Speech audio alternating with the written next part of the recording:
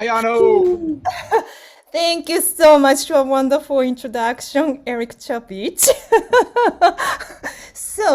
Should I just let's see. I see Jay big screen right now. And anyway, should I just I made a quick PowerPoint slide that for the first time I did that like yesterday.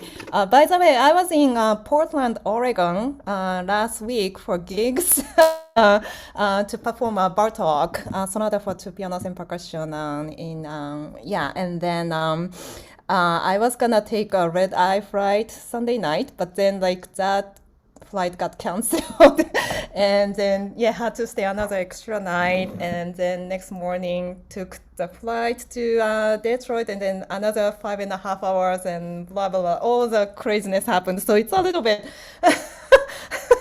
I might be still jet lagging but anyway, so yeah, let's I gonna share just my PowerPoint, and I made it, yeah, again for the first time, and then kind of very briefly um, made it so it's not fancy, but at least for me to have that sort of guidance to speak about. And then I'm try to talk about who I am, what I have done, and what I do. Hopefully, this gonna help me to explain well, to introduce myself. So anyway, so here is that. Um, my name is Ayano Kataoka, and then this is a Chinese character to my name. But anyway, and then this cute cartoon is my friend from high school drew for me, so I really like that. So I use it as a profile. Born in Japan. And I started to study marimba at age 5 at a kindergarten. So that was actually a kind of coincidence because the kindergarten had a very unique education system, that there were a bunch of music teachers that you could take piano lesson, violin lesson, or even drum set teacher was there, so stuff like that. So I actually, as I'm saying later on, I started to take piano and violin lesson at 4, but I hated violin. And after 1 year, I knew that I don't have any talent for that. Well, actually, the teacher told me about that, so I quit. And then my mother really liked the sound of the marimba, and then happened to find that there is a marimba teacher there. So that's how I started to play marimba. And then I started to also, yeah, study snare drum at age 15 to prepare for a college audition, because by the time I actually saw the percussion ensemble concert by a university where eventually I went, I was very inspired by their performance, and I really wanted to play with them. That was the kind of like the inspiration to guide myself to yeah, aim for the music school. That's kind of how I became to go to college. So by the way, so as I say here, experiences of other musical instruments are piano and violin and oboe, because oboe is a really beautiful sound of the instrument that I kind of wanted to do. So, and then actually I wanted to do orchestra when I got into middle school, but there was no spot for percussion. So I kind of actually had to take something else. So that's why I took oboe, and then eventually I did for 3 years for that. So that was fun. So next. So I went to Tokyo University of the Arts to do a Bachelor of Music. And believe or not, I also have a certificate of music education that I did actually student teaching for just 2 weeks. So that was a kind of like a joke, I feel. But at least I did that portion of it a little bit. So that's that, plus on top of a performance degree. And then after that, I didn't feel I wanted to go to grad school right away. I wanted to try what I learned from the college and what I can do outside of the school. So that's when, like Eric mentioned, I got to do some of the fun stuff like Marimba Tropicana or some of the extra players opportunity in Tokyo Kosei Wind Ensemble. That was probably the biggest one that I did the most, and then some other smaller orchestra extra player and such, and then also coaching for the young student orchestra and stuff like that. But I was not fully happy about what I was able to do in Japan at that time. So that's when I started to think about, yeah, how I can be a better musician. So before I go to this Peabody and Yale, I actually, let's go to the next screen to talk about how I came to United States.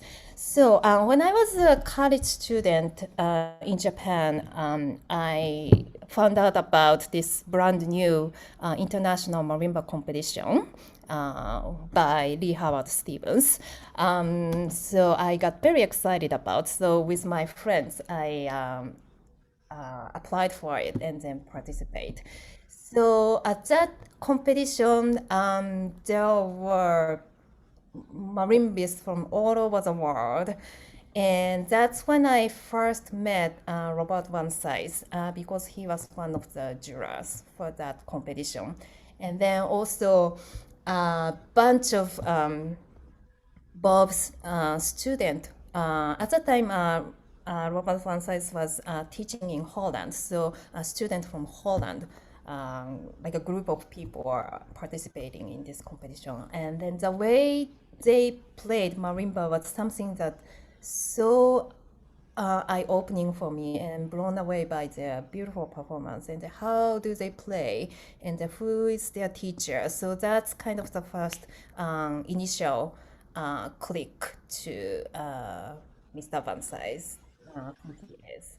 And then later on, after I had this competition experience of the competition, I went back and then just like kind of forgot about that for a moment to then just focus on finishing up my undergrad study. And then when I finished and I was kind of having a hard time with the freelancing in Japan, I started to think about, Mr. Van Sice, I would like to study with him. So started to kind of look for the information and then found out that he actually went back to United States to teach Peabody Conservatory and Yale. So also there is my the good friend Kunihiko Komori. He happened to be at Peabody, or at least he might have finished his study at Peabody already, but he was still around in Baltimore. So he really helped me to connect to Bob, and then took lesson, was able to take a lesson from Bob Van Sice. So by the way, so in the slide, I'm saying who was the winner of the Lee Howard Stevens international competition of that year. Does anyone guess? Can anyone speak up, or I just have to speak throughout? Yes, we absolutely welcome people asking questions. What we've been doing, Ayano, is they'll either throw something in the chat or use the little hand raise icon, and you should see it on their screen, and they should bump up to the top of the screen if they Okay. put their hand up. So we're definitely encouraging people to jump in with questions. Okay. I don't see the raise hand thing, so not sure. But anyway, so yeah, if you know who was the winner, just a quick quiz, and I think he's now well known in percussion world. So I think most people on this call were born after 1995.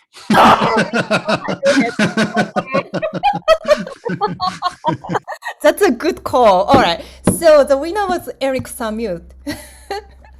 And so that was yeah, and then the third prize was actually CU for this competition, and the second was Kuniko Kato, a Japanese marimba player. He's a really yeah fantastic player that I also was very inspired by performance at the final. And so anyway, so that's that. Okay, so so I took yeah lesson from Bob for the first time. Actually, I went up to New Haven, and because that's where yeah I was asked to be there to take lesson, and I played yeah what repertoire did I play for Bob? Okay, that's another, well I just gonna say for this one I played Velocities by Schwantner to Bob, and I was so nervous because next to Bob, Cecile, his wife, was sitting with him, and I just was not expected that also his wife would be be there. So I was just so I can't remember how I played, and but I just remember that how like I played terrible. So at the end of the lesson, I asked Bob that is there any chance that I could take another lesson? So yeah, Bob was like, "Yes, sure. So come to Baltimore." So I kind of like had to figure out to go down to Baltimore, and yeah, Kuni Komori really kind of helped me to assist everything. So kind of figured out to take Amtrak to go down to Peabody, I mean Baltimore, and then I had he had a friend who has a I mean one of the studio members at Peabody. Let me stay in her apartment, and then even like let me borrow her marimba to practice on. So I was really waiting for the second lesson. But then like one day I got a call from Kuni that yeah, I'm sorry, Ayano. Bob knows that I'm in town, but at that time Peabody, the studio at Peabody was so many students, and of course they have a priority to take lessons. So yeah, the completely all the slots was taken, so I don't think we have a slot to take lesson from Bob. So I was yeah kind of shocked, and then oh no, but then like I think I mean the Kuni really talked to Bob really hard that eventually sort of made arrangement for me to be able to take a lesson again, but then it was a 11 p.m. lesson. So that was another crazy lesson that I took from Bob. But from the first lesson, he yeah gave me a few comment and then advice, and then I try to fix as much as I can. And then apparently the way I did was really good for Bob. I yeah apparently gave him a good impression. So he said if you would like to come, there is no opening for the upcoming year, but if you wait for another year, you can come to Peabody. So that's kind of how made myself to come to United States. So I also wanted to kind of take this extra time to prepare well. I mean, to especially study English because I kind of didn't want to come to United States to, my purpose is to study music, but then struggle with English that I have to study English or something like that instead. I kind of didn't want to do that. So I at least tried my best to prepare for that. Also, when I came to Peabody, as an international student, you had to take sort of English test, and then I was put in the review class, like the first one, the very bottom one that I was yeah, kind of like disappointed about that. But it was actually really helpful for me to have that support from Peabody as well. So, Peabody and Yale.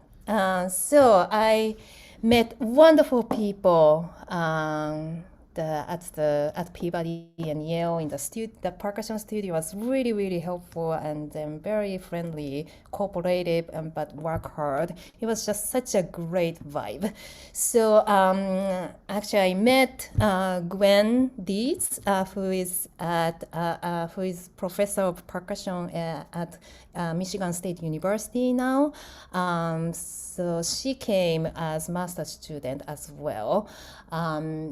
So yeah, we had 4 years together. Eventually, we went to Yale as well later on. And when I got to Peabody, yeah, other members in the studio when I was at Peabody was Svet Stranov, who is now associate professor of percussion at the University of Miami. He has been doing wonderful job over there with a strong studio. And John Greeny, yeah, dear friend. Actually, I was just in Portland and I hung out with him. So that was really nice to catch up and then talk about old memory at Peabody and back then. So stuff like that. So he's a principal timpanist at Oregon Symphony Orchestra.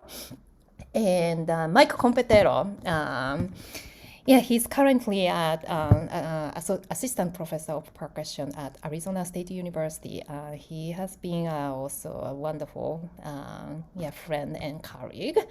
And as Eric mentioned, when I got to Peabody, Eric was freshman. So he has been my little brother since then, if I may say. So, and then after I had 2 years at Peabody, I went to Yale, and then that's where I met Adam Sliwinski.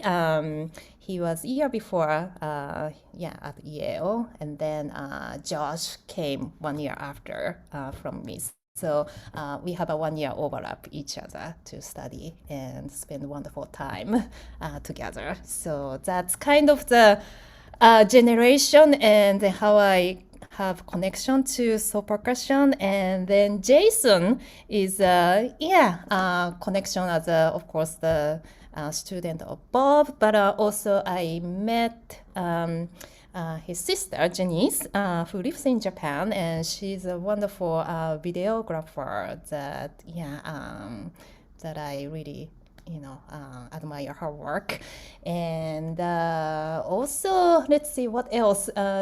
With Jason, I often talk with him, or we kind of joked around once that probably Jason and I would be the two students of Bob who probably didn't take any timpani lesson from Bob. So, or maybe one or something like that. So, but anyway, so that's kind of the connection and then common sense, let's say. So, so after Yale, so at the end of the Yale, I found out this the resident audition for this residency program called at that time it was called Chamber Music Society 2, which is a 3-season residency program for emerging artists offering high-profile performance opportunity in collaboration with the Chamber Music Society. So this is, yeah, as it says, it's for younger artists to kind of like gate to the professional world, and especially with the collaboration with the artist of the society is definitely a really wonderful opportunity. So I can't remember how I found out about this yeah, program, but when I looked at past roster, there was no percussionist, so I wasn't sure even I'm eligible to apply for this position, I mean program, or if they are interested in taking someone like percussionist. So I asked Ransom Wilson, who is a flute professor at Yale, as well as artist of the Chema Music Society, and then he was like, "Yeah, of course, you should, yeah, definitely take it." So he encouraged me to take this audition, and so that was a really great, um, yeah, that was really great, and um, yeah, then fortunately, I got into this residency program as a first percussionist. So, and then so I have been performing at CMS since 2006, but actually a year before 2005, during around this time, summer, uh, someone from CMS contacted me um, to ask, like, are you interested in performing sonata for two pianos and percussion by Bartok with many acts? So that was my first gig that was offered from CMS, and actually I didn't know the Manny was the nickname of the Emmanuel Axe, Emmanuel. So I think Eric Beach, you were in the EL studio when I got this email, and then I kind of showed the email to Eric, and then Eric really sort of got excited, or oh my gosh, Ayano, that's like amazing. So that's kind of how got the first Bartok performance that yeah, I never performed, but then like also performing this unbelievably incredible pianist to play with. And also, other pianist was wife of the Mani Axe, Yoko Nozaki. And then a timpanist was actually Don Liuzzi from Philadelphia Orchestra. So, and then I only had two rehearsals, 2.5 hours, like maybe, yeah, first rehearsal, maybe second rehearsal, 2 hours or something. And then we had an opportunity to perform at Yale. I think Mr. Axe had a piano concert series there, so day before. So we actually went up to New Haven to perform. And Don Liuzzi actually tried to bring his timpani from Philadelphia, but he got in traffic on that day, on the day of the performance. And then we were going to have at least like a solid 2 hours rehearsal slash dress rehearsal before the concert. But he probably made it like last 30 minutes of the dress rehearsal. So that was another happening, and also that made me really nervous about first performance of the Bartok. But anyway, yeah, we made it through. And then had another performance at Alice Tally Hall on the next day. So since then, I have performed this piece for so many times. And then, funnily enough, actually, right before pandemic happened, actually, the last performance before the pandemic, Bartok was the one that I performed. And then last week in Portland at Chema Music Northwest, that was also a Bartok to perform. So Bartok has been really a piece for me to have this kind of turning point to perform from time to time. So it is a really special piece, and it's just like such a masterpiece that yeah, I really love to play. So another highlight of the performances is yeah, I got to do this percussion quintet piece to celebrate Josh Cram of his 90th birthday. The CMS commissioned this piece, and then I was able to perform with Dan Druckmann, Eduardo Leandro, Ian Rosenbaum, Victor Ketsese, and then myself. So that's that. And then also so there was a concert called the Concerto Night. There was a final of the season. There was a concert to have that concerto by pianist, concerti, blah blah blah, and then I got to play micro concerto as a percussion solist by Steve Mackey. So which I'm going to share some the one of the movement to play for you later. Also, yeah, as a highlight would be like I got to do two pianos, two percussion concert as one of the new music concert series back in 2017. Linnea, this is amazing, another two piano and percussion piece by Berio, and then quartet for two pianos and two vibraphone. Steve Reich's rather recent work that I really enjoy to perform. Also, I had this drumming concert to feature all the music for percussion and percussion chamber ensemble pieces that at CMS that was, I believe, for the first time for them to do such a concert. So I was very happy to be part of that.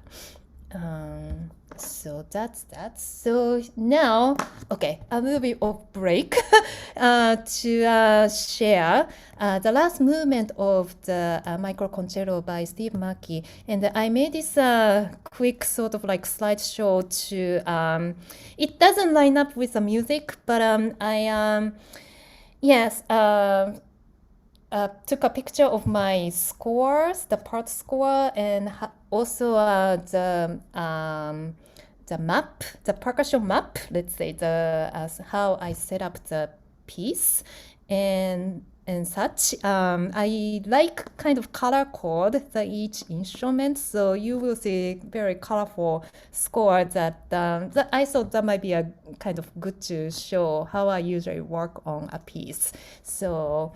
And also I put some of the picture later on of the performances. So yeah, kind of bear with me for that. I kind of had to fill up with something else. So so here is the tune in 7.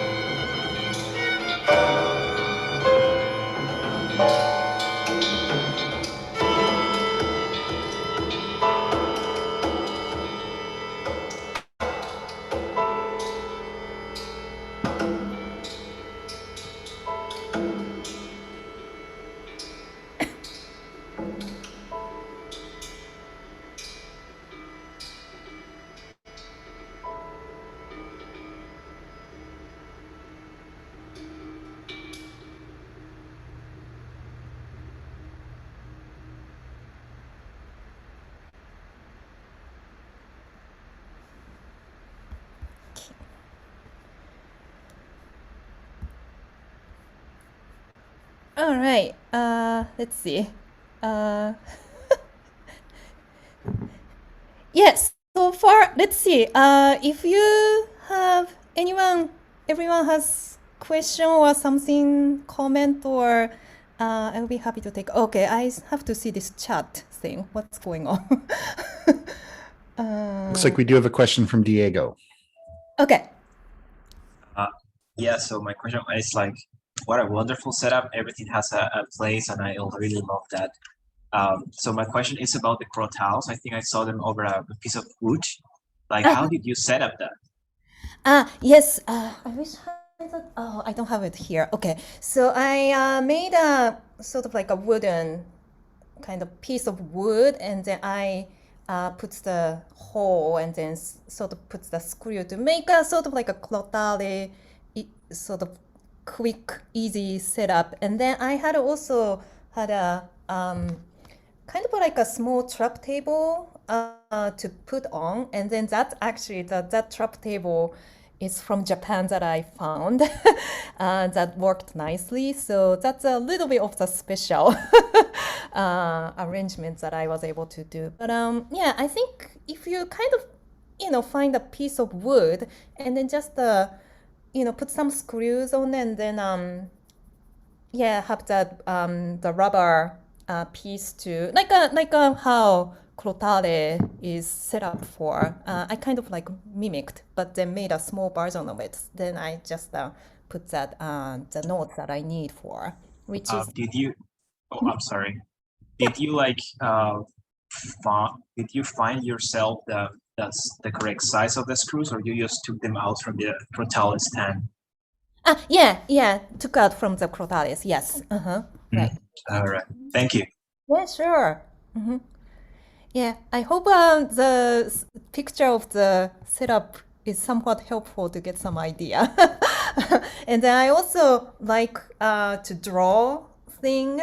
And then also these kind of things are important for, as a percussionist, we have to, deal with lots of gears for each gig. And it's really important to communicate with staff member who really sort of takes care of that. So for them to have that sort of mapping is really helpful. And I try to be very clear about what we need, what I need, and then what where I exactly need. And then yeah, nowadays like can take like picture with smartphone and everything. But I think it's still somewhat nice to have that sort of like a handwriting, or at least I enjoy doing that. So, yeah, any other question by any chance? If not, then I just gonna keep talking, I guess. Would that be okay? I think we did just have one from Gerald. Okay. Yeah, thanks. And I don't know if Diego's hand is raised again or what. I don't. Anyway, so there might be one. Oh, okay. Hello, I was wondering if you would talk a little bit about the color coding thing. It's something that I'm a composer and I've never used that, and I've never used a lot of things, but that's one thing that caught my eye. I don't really know how it worked in that piece. I enjoyed listening to the piece. How did it work, and how did you respond to it as a performer? For my information as a composer, what worked, what didn't? Was it useful? Was it not useful? Was it annoying? Was it helpful? Was it fun? Was it not? Like, what happened there? Well, I think it's a collaborative effort.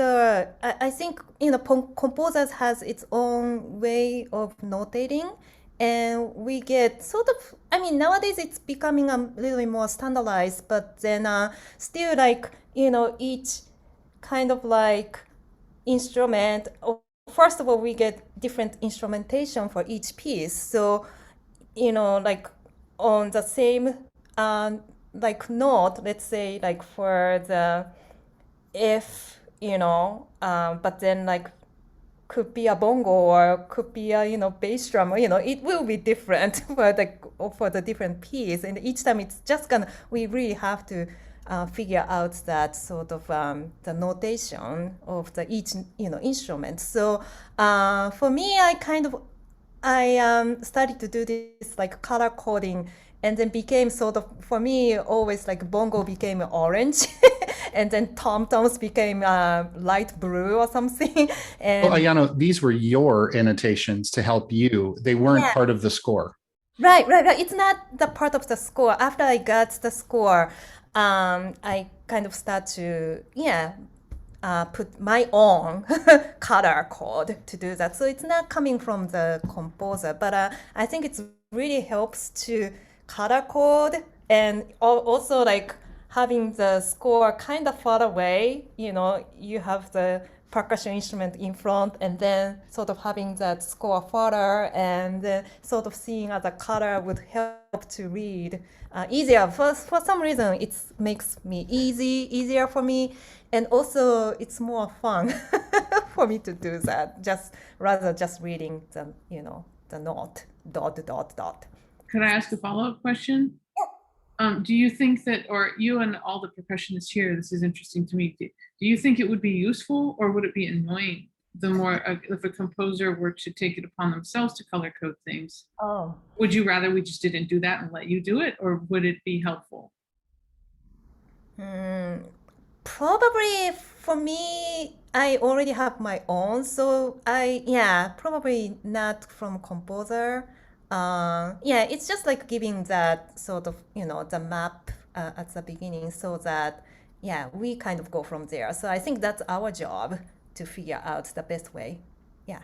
And Ayano, sorry. I was gonna say, I'm glad I asked that question. Yeah. Well, Ayano, do you think that that's true in a unique way for percussionists, that like we do of course want all the information that's necessary, but we all do kind of have our own ways of making sense of setups and sounds and things like that, and very unique ways of marking up our scores and memorizing. I didn't know where you were going to go next, but you're an incredible memorizer, and I was wondering if you were interested in talk. I do have this Raybon's video. I don't know if you were planning to show that, but I wondered if you were interested in talking for a second about working with a detailed score like that, and also the idea of memorizing a very complicated score. Would you mind getting into that for a sec?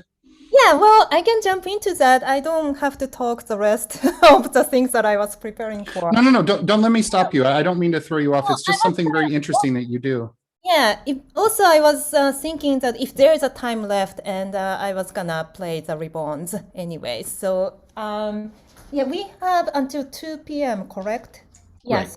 Yeah, only like 15 minutes. Then we should just jump to I have it ready here and could cue it up if you want me to. Yeah, sure. Well, anyway, so memorization is a big thing for us as a percussionist, or well, I guess any instrumentalist. But anyway, so I have been playing this piece, Ribbons by Yanis Xenakis, for a long time. That piece has been very special for me, that I had quite a, like success and then failure, so stuff like that going through.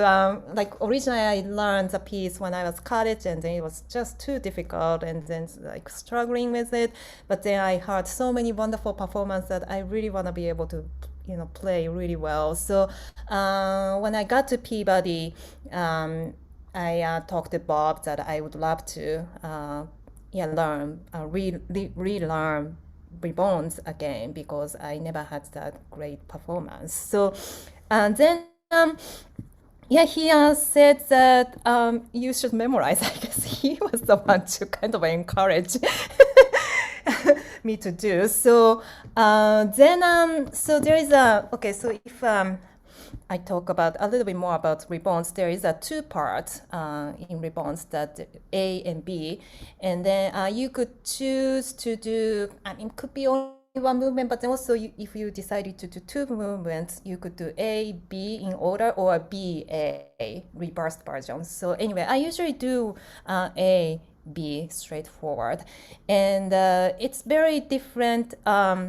The writing style, the musical form, and but both in a way really sort of like throughout the piece building up to the end of the explosion moment.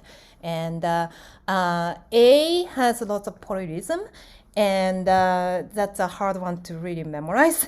But Robert Van Sice gave this idea of actually kind of he talked to me about how Stephen Schick memorized a piece. So, and I don't know if this is a true story or not, but then like I think this is the truth that he really work on measure like bar by bar or even like just 2 bars per day or something and then memorize. And then this is the part that he kind of made the story that as if you tear off the dictionary and then you eat up the end of the day so that you memorize this page. And the next day you memorize another bar or the page or whatever, and then you kind of tear off the page of the dictionary and then eat. So that's kind of how really be patient to work on the piece. So I was like, okay, so I really have to be patient to learn this piece. So that was one thing. And then the other thing was he brought up this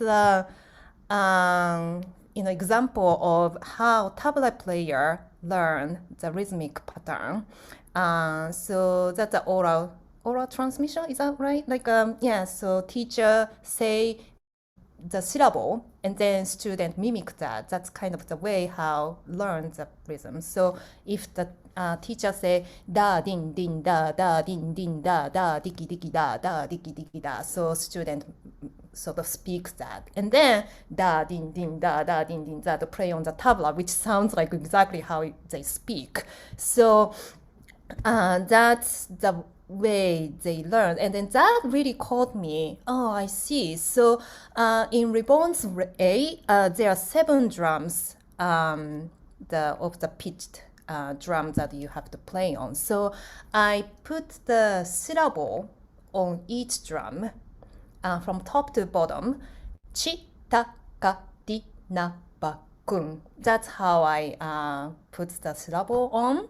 And then I rewrote the score from, I actually have this. I actually kind of expected I might have to talk about this. So Sorry.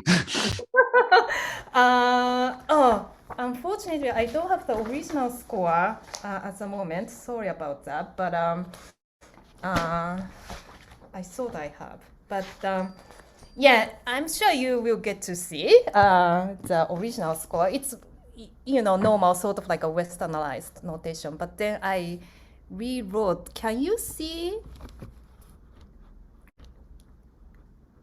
So chicken, chicken, chicken, chicken ba, chicken na, chicken ding, chicken ka, chicken ta. 치근찌, 타근찌, 가근찌. So something like that to rewrite all of that. I don't know if you can see this. Yes. Yeah. Yes, Ayano, and it's giving me terrible anxiety.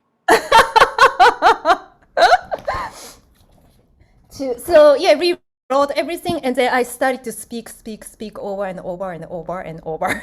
So that's how I did to do that. Then also you need to have a skill of tongue twister, I think. Like here, I may screw up, but let me try. Taka taka ta dika dika dika banina dipa taka taka taka taka taka taka taka ta dika dika dika dika banina dipa naka taka ta chita chita ta chika dika dika dipa something like that. It's so awesome. I remember in grad school, I remember you sitting in the corner in grad school. I was just like, what is she doing? Just in case you all are wondering what imposter syndrome feels like, it's me and Adam walking into me like, hi, Ayano, I'm Josh. And she's like, and I'm like, I'm all cows eat grass still over here. So Ayano, I have the video queued up. Do you want to let me just show like 2 minutes of it to show what that looks like? Yeah, sure. I love you, Ayano. Oh, me too. Thanks. Oh.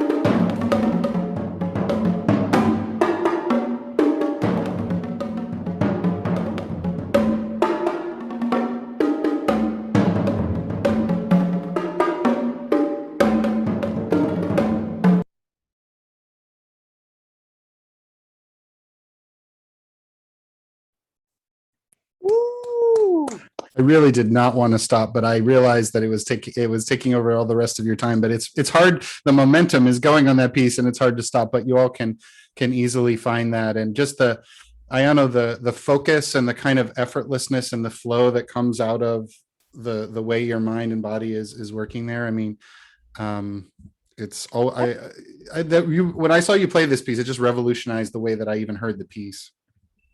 To me, sorry, Jay, go ahead. Sorry, Ayano, I just wanted to ask you, when you're memorizing something, do you ever, like when you went back to Reborn, I know you had played it before, so this may be strange, but like, do you decide from the beginning, like, I'm going to memorize this? Or do you learn it first with the music and then kind of internalize it and go to the next step? I know I've had some times where I've decided, like, I've learned something off the page and then it's made it harder for me to memorize. Right now I'm dealing with the opposite, where I've like memorized something for the first time and I'm going to go back and play it with music. And it's a weird, different headspace for me. What's it like for you? Fortunately, I worked on this piece when I was young, so that's really helped my memorization to be one. It's the strange thing is that it's really stays in my memory for like if I had 7 drums in front of me right now, I can play it. So that's how much I can kind of have this internalized already. And then as this is like a script, like if you do the play, and then that's gonna be the speech that you do. And actually I wanted to have the drum sound to be more like you're speaking, like tabla player does. So I was very inspired by that sort of sound and how they really learn the drum. So this really helped me. And also, like, I have this idea of like, if you watch a movie that is not your language, that you cannot understand what exactly saying, but then you still can feel the feeling, or by their intonation, or how they are kind of reacting in the movie, or those kind of like visual information, or it's just like even just hearing the voice of the conversation, that's really already tells certain thing. So I wanted drum sound to be like that as well. Even this is a kind of language that will for sure carry out some kind of feeling or the statement that you can say about. I just didn't want to be just a sound of drum, which I mean could be still, but I think speaking really helped to be a different way, to be more just not only the play, it becomes more something else connecting to the phrase and things. So yeah, Diego. Yes, I have one more question, and it's about like, what process did you use to assign each syllable to each line of the piece, to each instrument? Yeah, I kind of picked chi or ka, or it's kind of like a high, sort of intense sound that it would be nice for the bongo sound. So I kind of randomly, I didn't have a specific, syllable to, like I kind of happen to, more likely kind of instinct. So like dun is like, because dun is a sort of like has that low, gravity that would work nicely for the bass drum. So I kind of did that gun as a bass drum.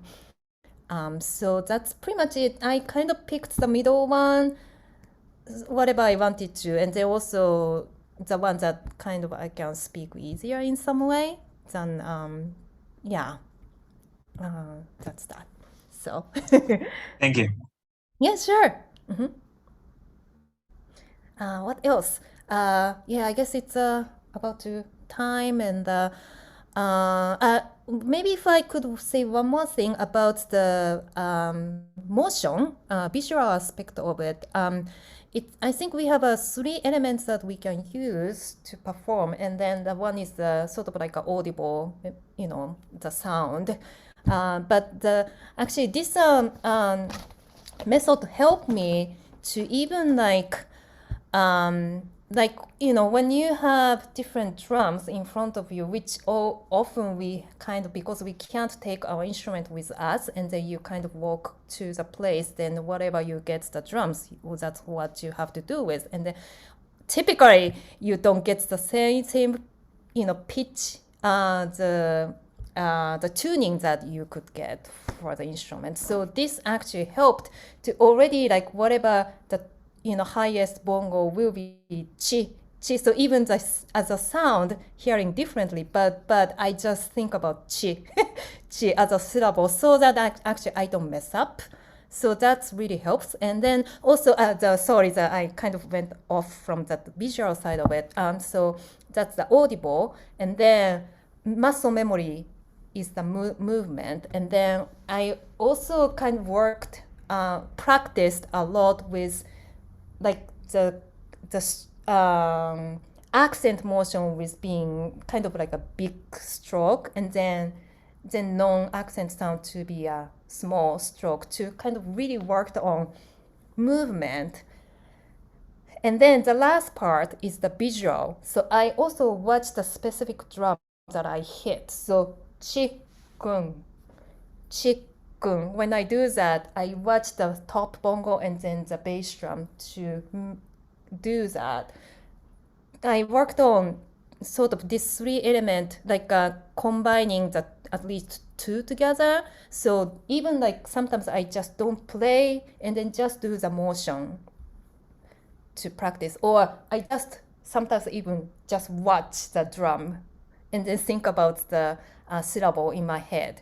Then chikkun, chikkun, chikkun, ba, things like that, to ba, to see the another drums, to really focus on those specific drums to hit, and then the in order. So not only speaking part to memorize it, I think it's helped a lot of those additional elements to combine with.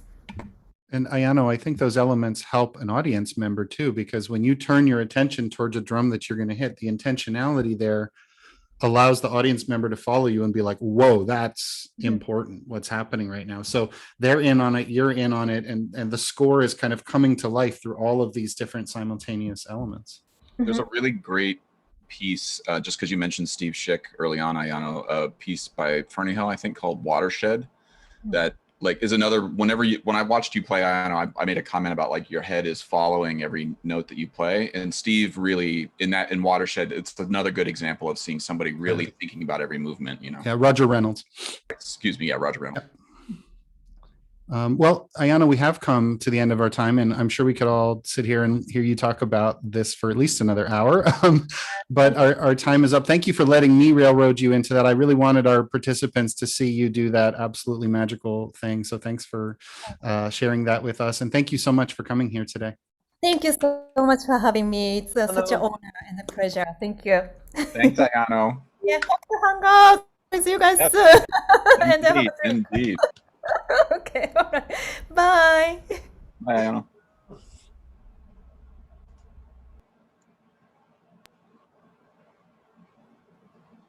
Hey, crew.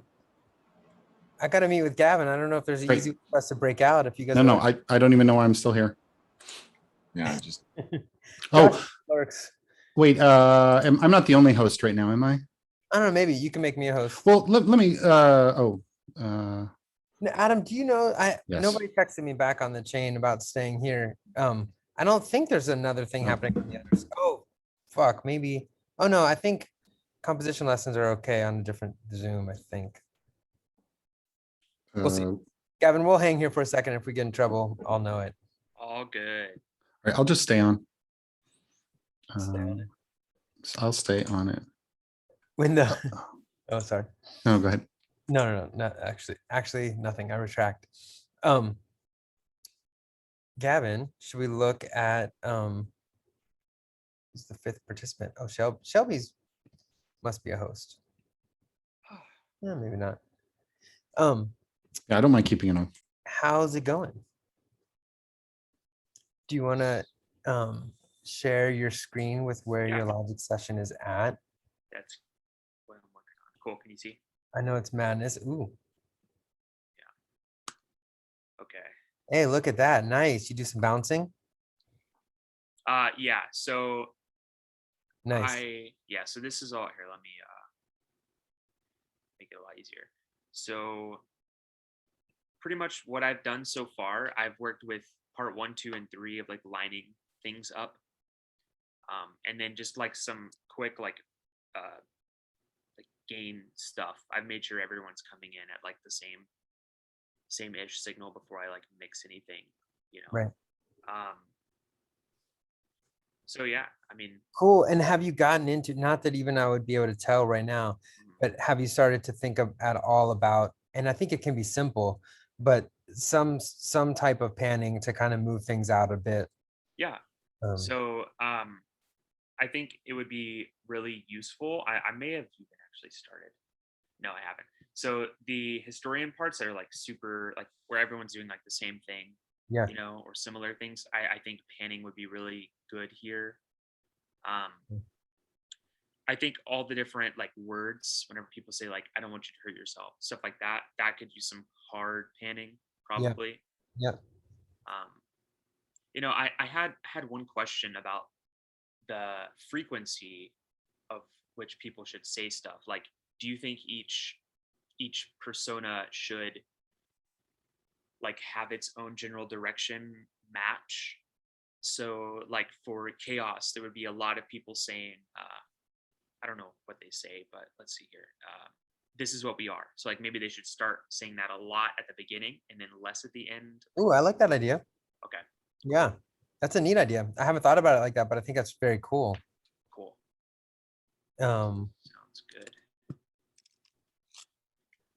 and how I see, it's nice to see in part 1 this automation of the individual and those crescendoing in the other. Have you got to that yet, or is that No.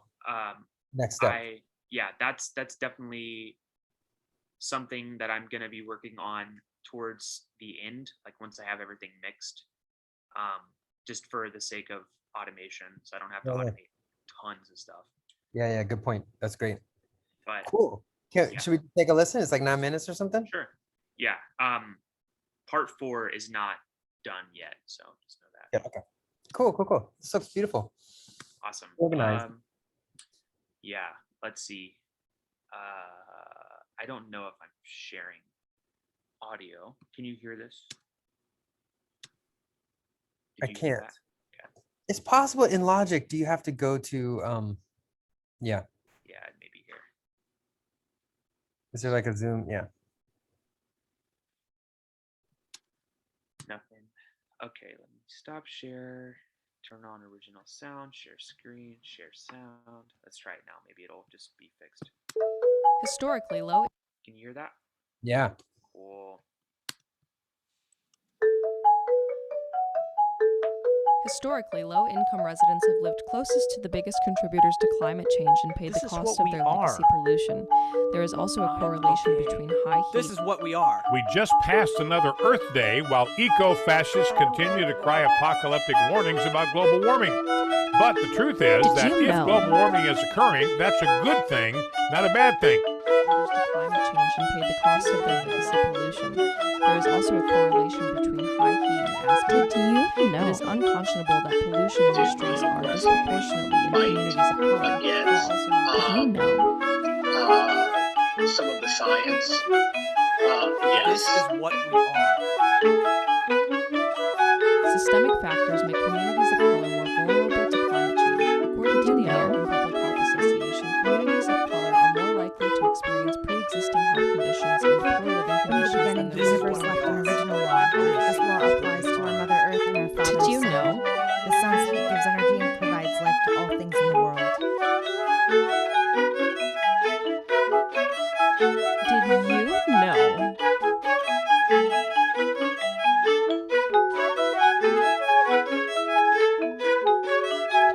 Did you know? Lack of power and representation in political and economic systems makes it difficult for these communities to build climate resilience. This is what we prepare and respond to extreme events that occur due to climate change.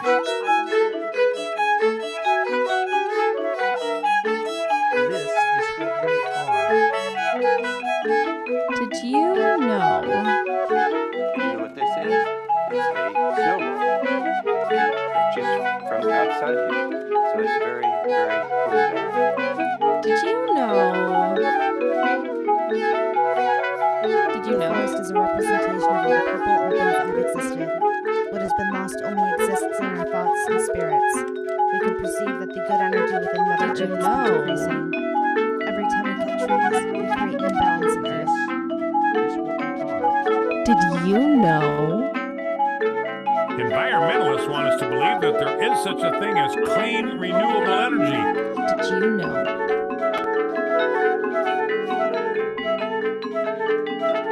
Did you know? We've received an order from our spiritual parents. They've requested to preserve our resources and protect this land. We're running out of time. This is what we are. Did you know? This is what we are.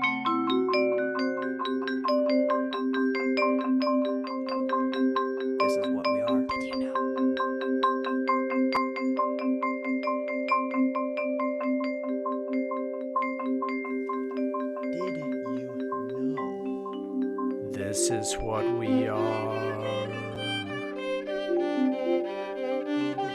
know?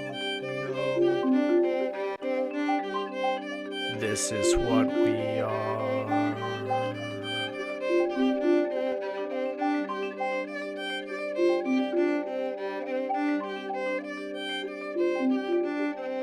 This is what we are.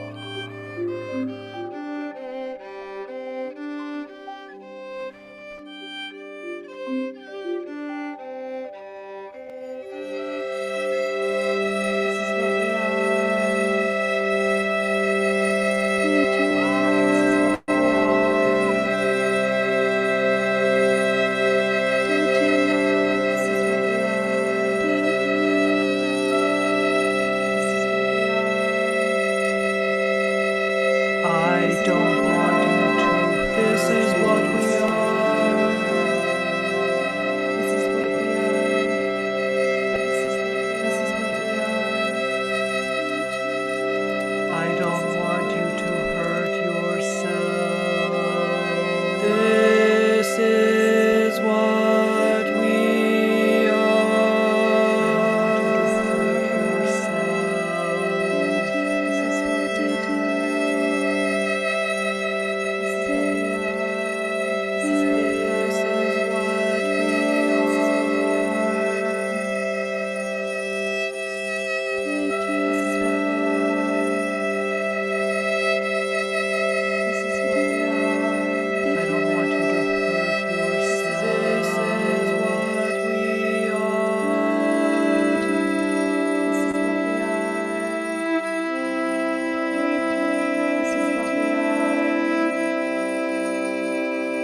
I don't want you to hurt yourself. This is what we are. I don't want you to hurt yourself. This is what we are. I don't want you to hurt yourself. This is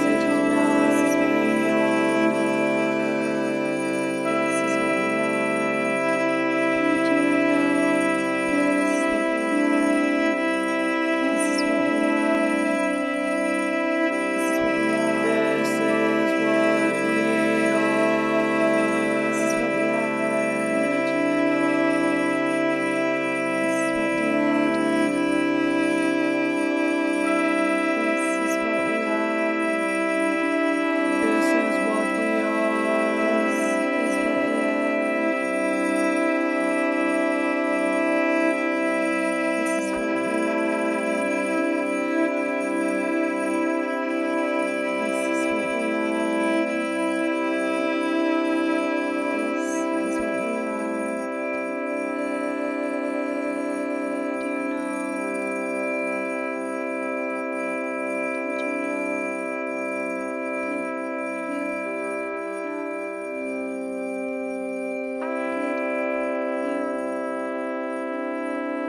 You think this would be a good place to stop?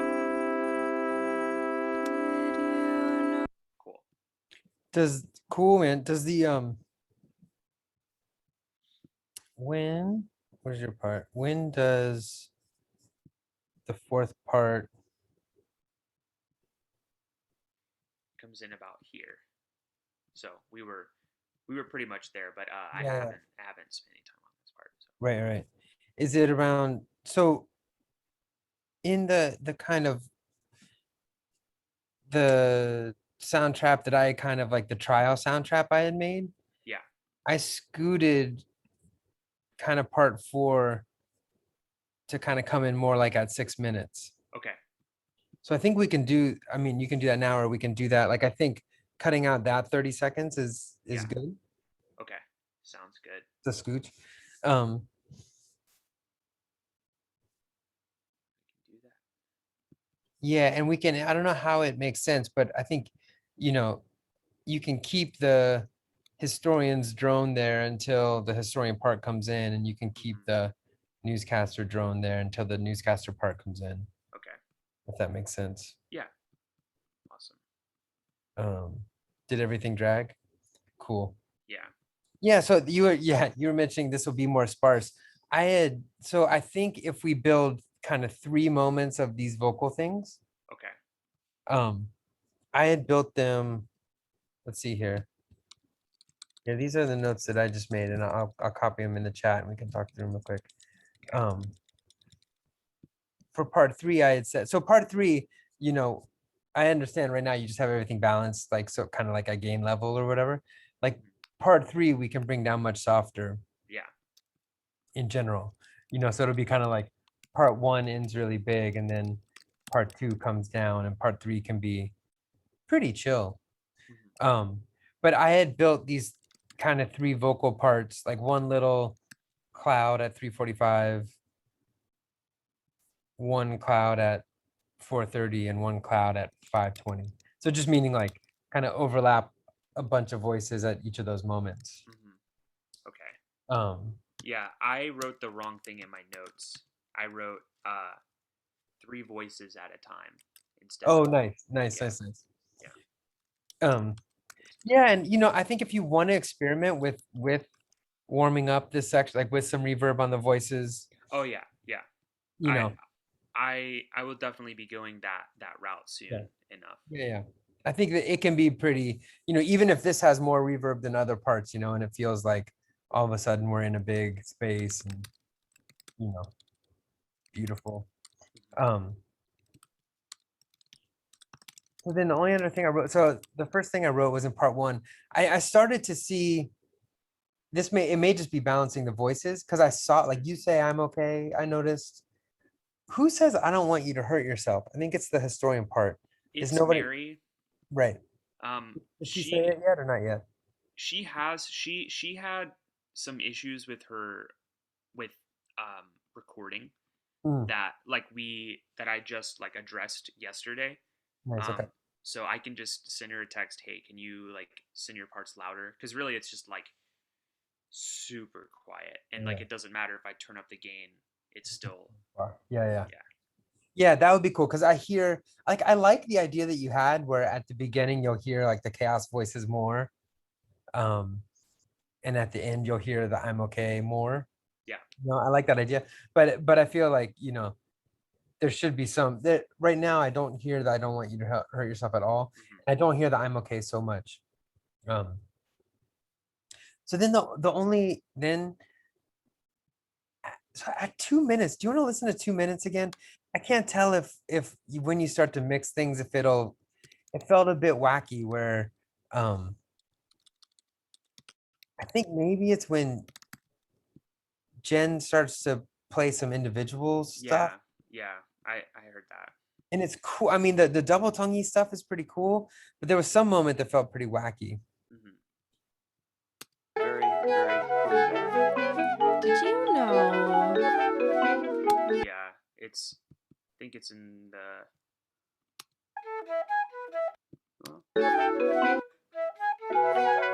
Did you know? Maybe it's the individual part. Did you know host is a representation of all the people and things that have existed? What has been lost only exists in our thoughts and spirits.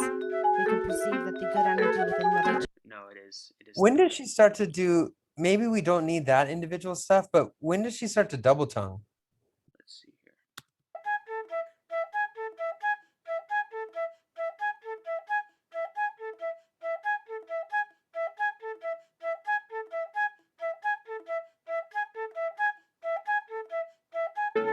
Environmentalists want is clean, renewable energy. Did you know? Where is that? Is it this one? Maybe all of that.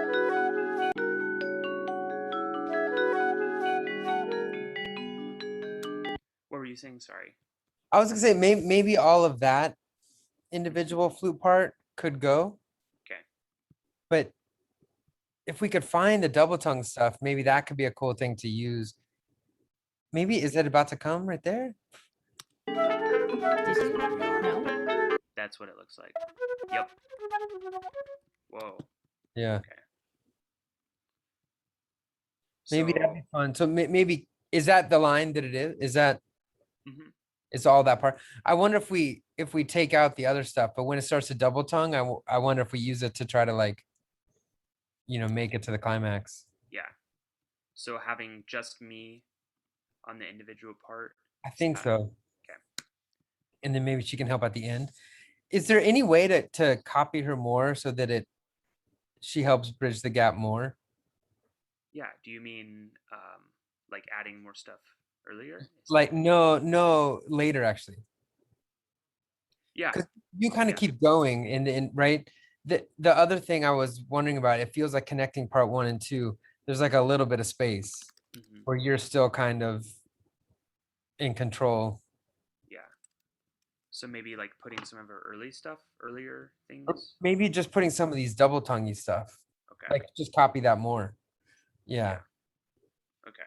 I don't know. Gonna work with Yeah. I don't know how it would work. Can you go down to see? Because the two thoughts I had were like, one, yeah, could we put more of that? And maybe could there be more newscasters speaking? Like maybe all the way until you do your arpeggios. Okay.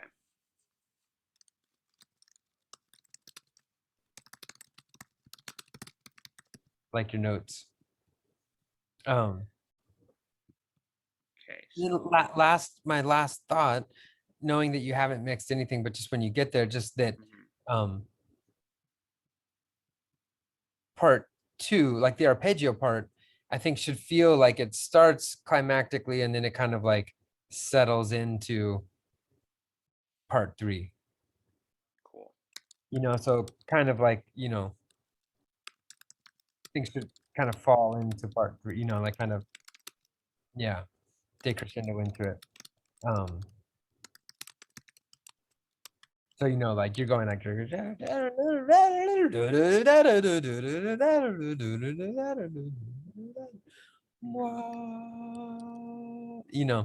kind of shape. So since we kind of recorded in weird orders, I think we're gonna rely on you to help make the shape. Sounds good. Does it? Yeah. I think I had one question. I'm trying to remember it right now. What was it? Oh, did you notice the order that I had the historian parts come in? Did that Oh sound? no, that'd be cool.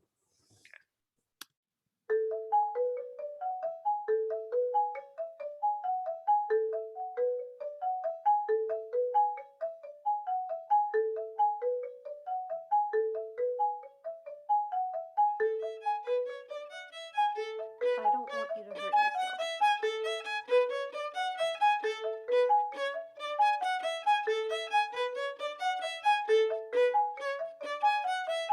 I don't want you to hurt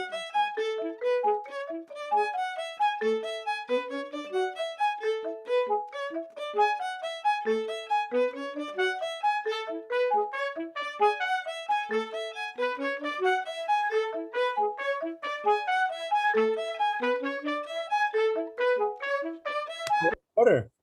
I mean, it's possible you could spread out the entrances even more.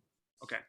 But I really like the order. If you spread them out a little more, it could just help us kind of, have something interesting happen build throughout the section. Yeah, it's almost like the distance between marimba, violin, and sax is kind of nice, and you could just keep that going a little bit. Okay. And then yeah, I imagine, like if you, I don't know, when Maritza comes in, it's panned a little left, and when John comes in, it's a little to the right, and then go wide. You know. Right. I like this idea of the entrance. I think you have a good entrance there. Good entrance order. Awesome. Who else at like 3 minutes or whatever at like part 2? Who else did some arpeggios? Maritza did John? Maritza did. Let's see here. I think it was just Maritza. Oh, and I think, well, no, wait, where are we at? Part 2.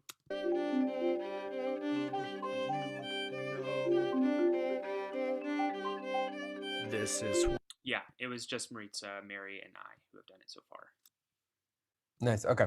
Yeah, I wonder if anybody else will do anything there, because it could help. Right now, I think Maritza feels a little out of place. But if Jen was there, John was there, it could be cool. I guess maybe the last thing actually. So in that part 2, Alec is singing, somebody or John, somebody is saying something. Yeah. It's John, maybe. And it feels like either we could take him out, or we could add in a few other voices. I usually had like I play your part, and I would be like, I'm okay, I'm okay, I'm okay, I'm okay, like do some kind of bridgy thing. Yeah. Before singing. I don't know that it's clear. Is Darian clear with what's supposed to happen? Let's see. That's the wrong thing.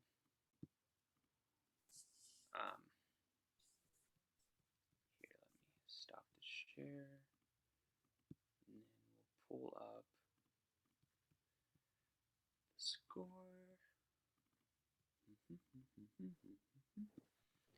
Part 2.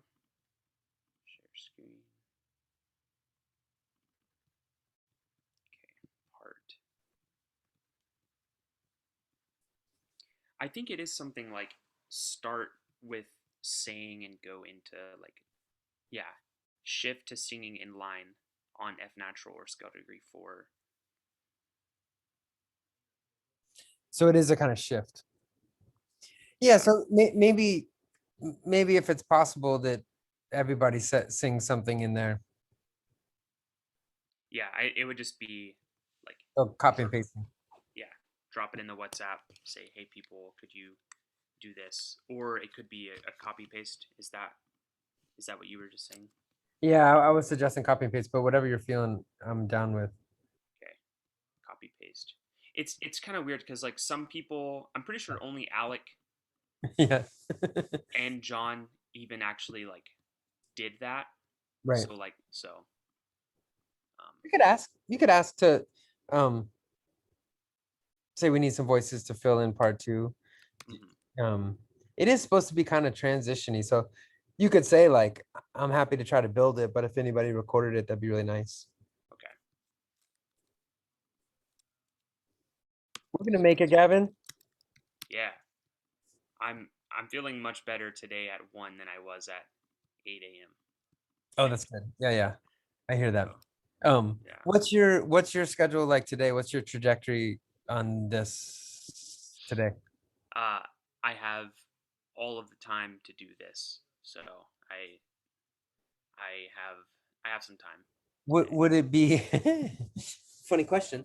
Would it be, we have this work share thing tonight. Would it be interesting to share some of it as a work in progress and say, hey, we've been experimenting with stuff. This is where it's at. I think that'd be super cool. Awesome. So yeah, I mean, for me, if part 3 was, got down to be chiller and part 1 had some shape, that would feel like really cool. But it's just a work. I mean, it's low stakes. We could use it as a step. Sounds good. So I will prioritize that. Cool. Looks like I've got some really clear notes to work off of, so that's good. Yeah, I feel a lot better now. Awesome. Cool.